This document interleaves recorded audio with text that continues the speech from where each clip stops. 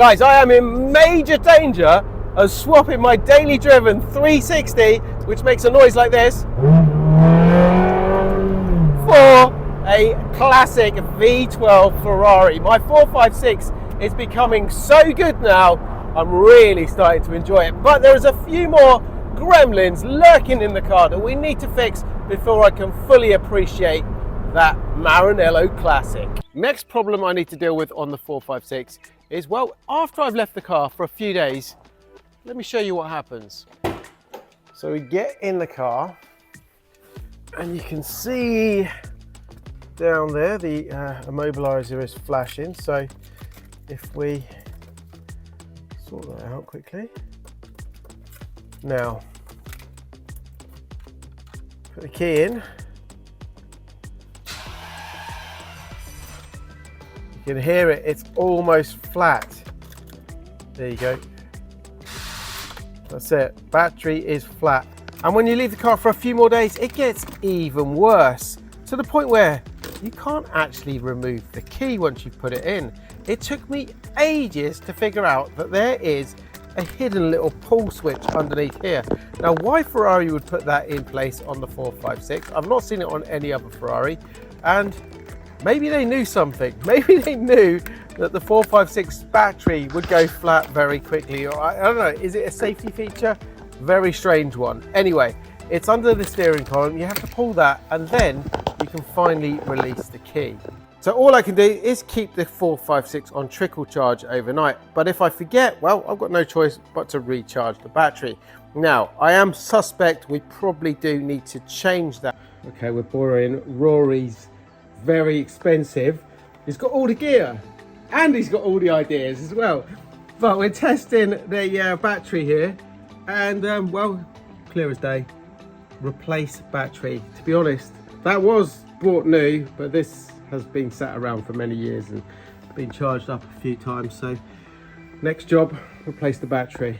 So I've just been out shopping and picked up one of those. We're going to install that in the car and hopefully that is going to fix the problem once and for all.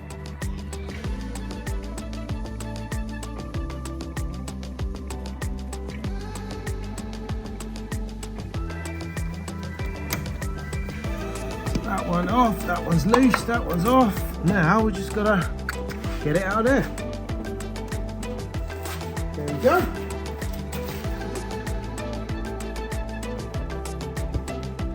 Right, just tighten everything up, put the bracket on, put the water tank in place, job done.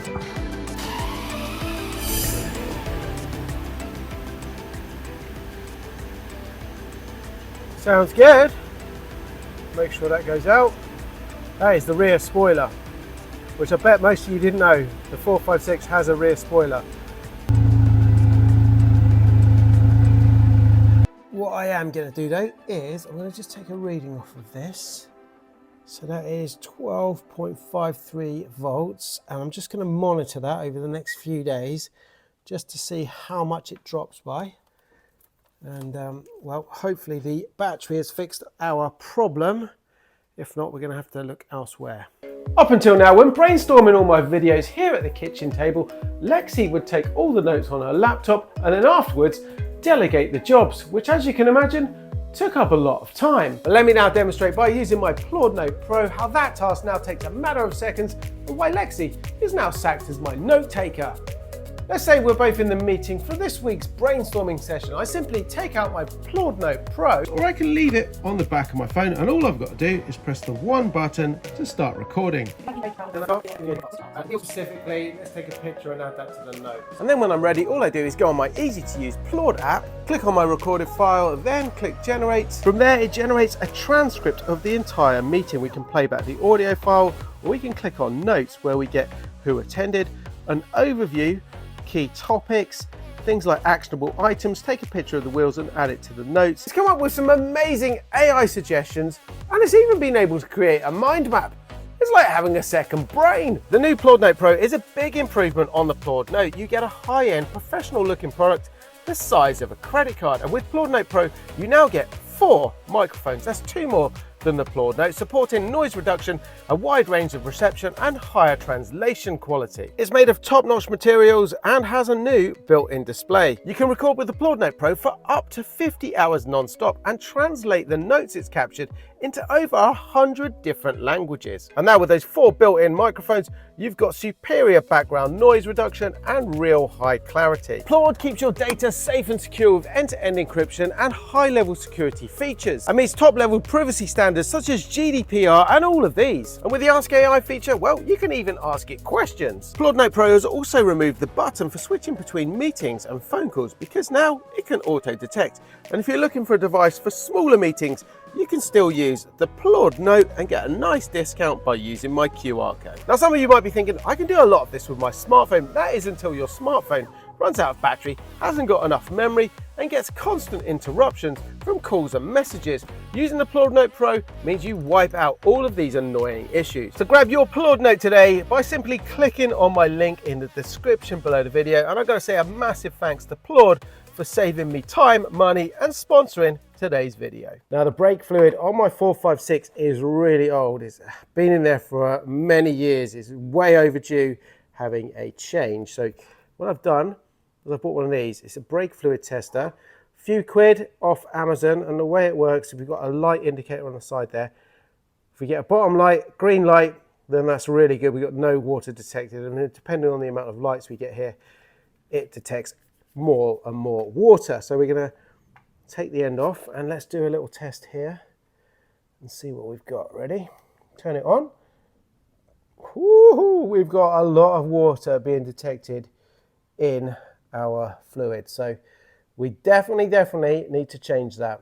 Look at that red light. We're ready to do some work on the brakes, and to do that I've got a new bit of kit here that I've been dying to test out. So this is my new super duper brake bleeding kit. The way it works is it uses a compressor, and well, it saves people like me who are a one-man band and enables me to do this all on my own. Now, I did try and use this on my 360 last month, and it was an absolute utter disaster. So you've got this kit here of all of these little caps that various sizes that supposedly should fit every single type of brake reservoir. So you hook that up onto there, and then you would screw it on here. Now, I got one that was very, very close on the 360, and it seemed to fit snugly. Fixed it all up, put the compressed air to it, and then all hell broke loose. It literally just a fountain of brake fluid just went everywhere in the front of the 360. So we sacked that off. Today, we're going to try it again though. I'm a sucker for punishment, but I've bought one extra bit. So this whole kit was £60 with all the adapters that supposedly fit every single car, except Ferraris, which meant I had to go and buy a special adapter here that supposedly fits a Ferrari 360, and that is that one there. It is well made. That was about 35 quid though, so more than half the price of that entire kit. Anyway, I think the 456 got the same fitment as a 360, so we're about to find out whether we're going to have another massive disaster or a successful afternoon. So before we do anything, let's just check this fitment, shall we? Certainly feels nice and tight, but that was exactly the same on the 360 before. All right, let's hook it up. And that hooks into there, or does it? Oh man, don't tell me that's the wrong size connector. Oh. Okay, we failed again. That didn't work. The adapter size is different, so I'm going to go online and see if I can get some kind of reducer to convert that, and I'm now 95 quid down and still haven't used it. To be fair, it doesn't say anything about the type of connector on there. All right, moving on to the next job, and it's something else that's bugged me on this 456 engine since I bought the car, and that is these side covers here on the plenum chamber. Now, they should be this kind of grey colour that you see on that middle kind of lattice part, but a common problem on these cars is that the paint, the powder coating, whatever Ferrari used back in the day, it all flakes off. Now there's very little left on here. You can see some at the back there, same on the other side, and it's the same that happens on the cam covers here. These should actually be a black wrinkle finish, kind of like these parts here. But on both of those, I think you can see a tiny little bit down there, but it's all come off. And I quite like it in the aluminium effect, but these plenums bug me. Now we could remove all of the plenum chamber and take it to a professional like CSP who did all the work on my 360 and my BBI. But this car, we're trying to do on a budget, so I'm going to have a go at doing it myself. I want to keep the rocker covers bare aluminium. I like that. I quite like the grey in between, so I'm just going to take these side bits off, and I've seen a picture of those black. So you've got grey, black, bit of grey over here and black here. So let's do that.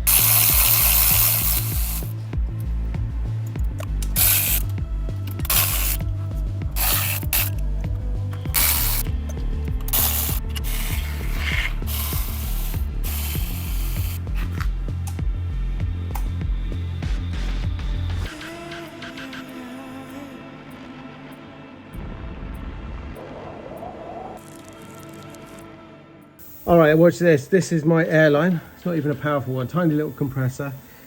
This is the cam cover. What's left of the black?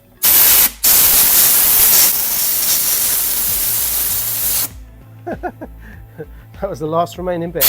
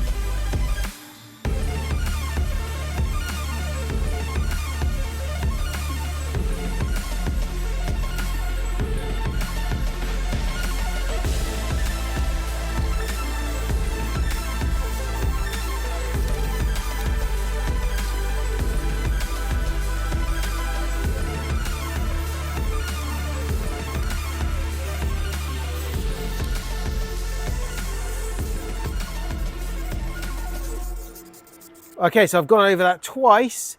Next job is we're going to let the sun do its work, but we're going to assist it a little bit with some heat.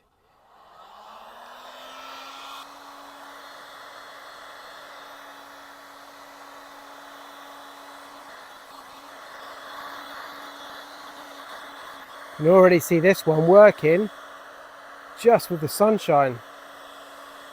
32 degrees outside. Great for doing this job.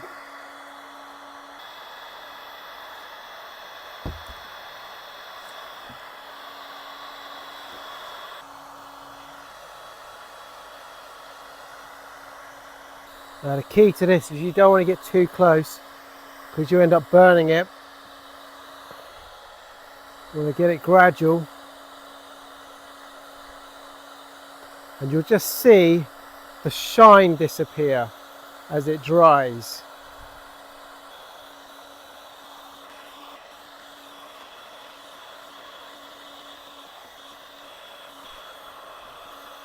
So I'm going to leave that to dry off in the lovely hot UK sunshine right now.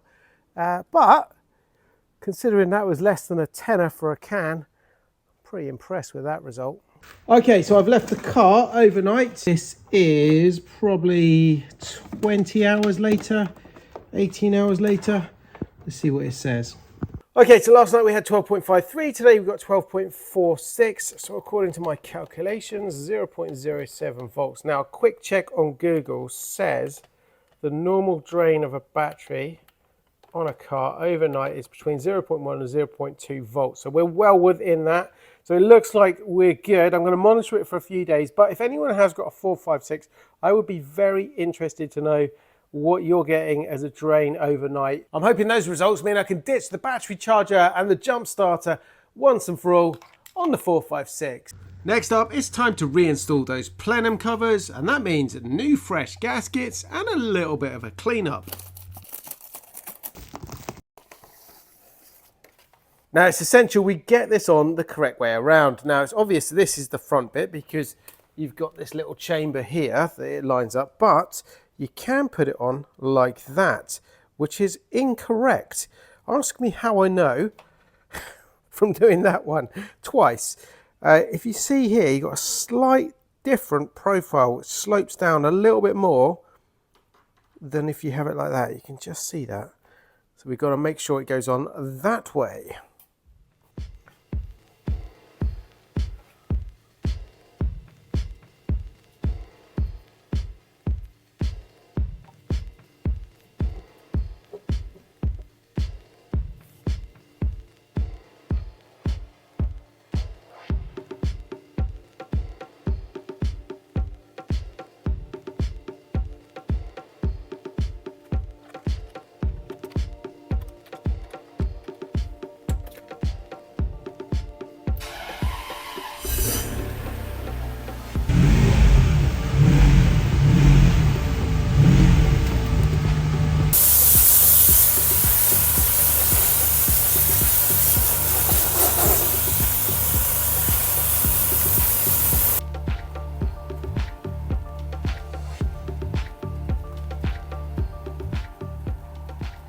With all the work we've done on the car, it's getting to the point where it's so good, I'm going to drive it home tonight. But before I can do that, I need to figure out how we're going to do these brakes. So we need to figure out how to get this contraption working. Now, I've put a post out earlier on my socials, so thanks to everyone who got involved and gave me some ideas. But it looks like this fitting here is custom to Sealy, who have made this. And I'm guessing the reason they've done that is so that you have to buy their version of this kit, which is a heck of a lot more than I paid for that. But I think there is an adapter you can get. This was, what did I say, this was something like 40 quid. The adapter is also another 40 quid. So between that and the adapter, it's more than I paid for the whole kit here. So we're going to try something slightly different and butcher this with a blade. And then what we're going to do is we're going to put a little connector in there like that, clamp it on, and hopefully that'll be good enough. Let's see if it works.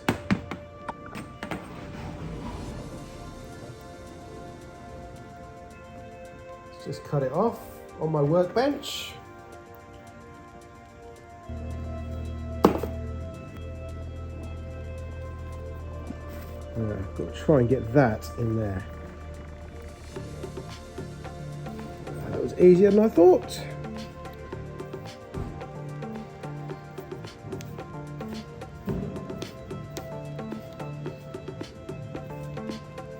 Now I've used this smaller adapter so I can fit it in here.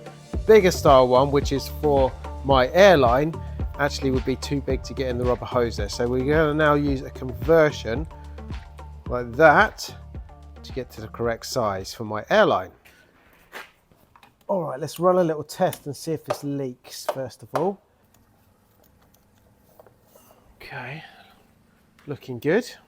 Get my airline. Plumb that in there, and I've got no pressure on it at the moment. That's not powered up. So compressor is kicking in now. Moment of truth. If I do this, we should see some fluid cutting through. There you go. Now what we want to see is it sealed over there. Yes, it is. It is actually sealed. Wow. That worked.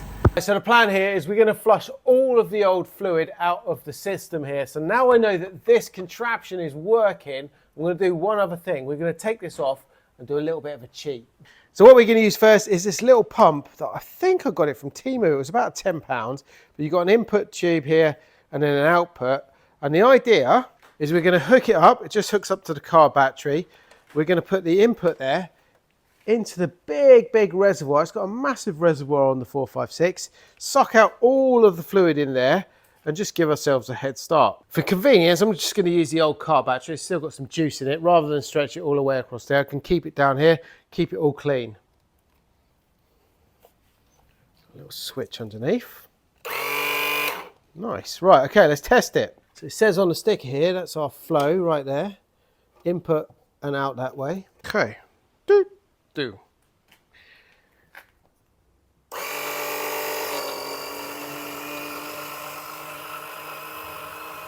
at that, guys. It's actually working. No way. Oh, look at that. That's the best tenner I've spent. We've got 2 chambers here. I'm going to do this one, then we'll do the other one.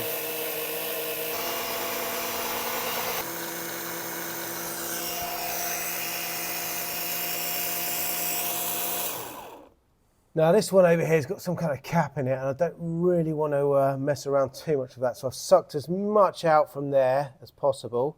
This one is completely empty, and as you can see, we've got quite a lot out of it. So we're going to refill that with fresh stuff, and then we're going to go around and do our bleed procedure.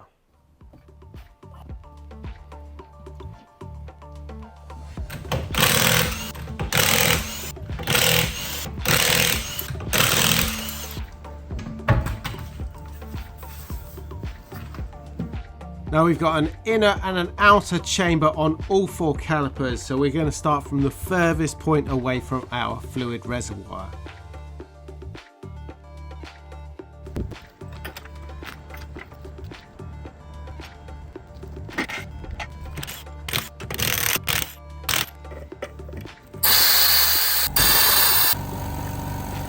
Alright, so I've pulled the car outside. We're gradually working our way around the 4 corners.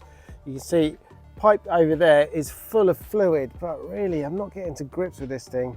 It doesn't come out half as fast as I was expecting. Anyway, I'm gonna persevere, see how we get on, and worst case, we'll find someone and get them to pump the pedal instead. I've actually resorted back to a different method here. We've got the suction method, which is what I ended up using on the 360, and this one seems to be working a little bit better. You can see it pulling it through there.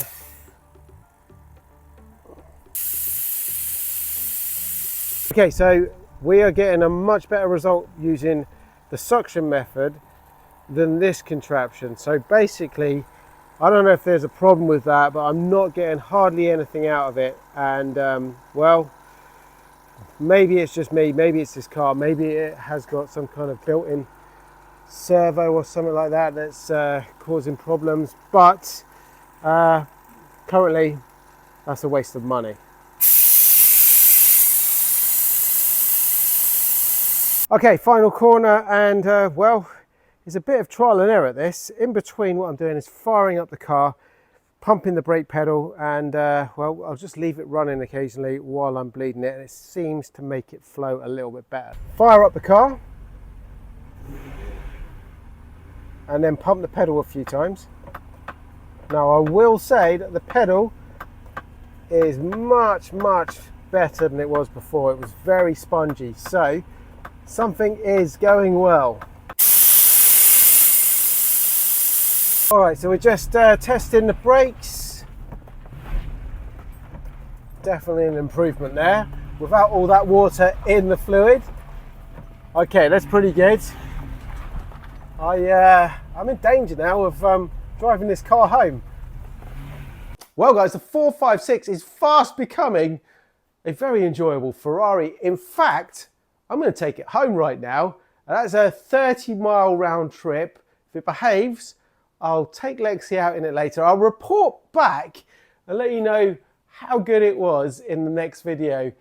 But if it carries on like this, we're in the danger zone.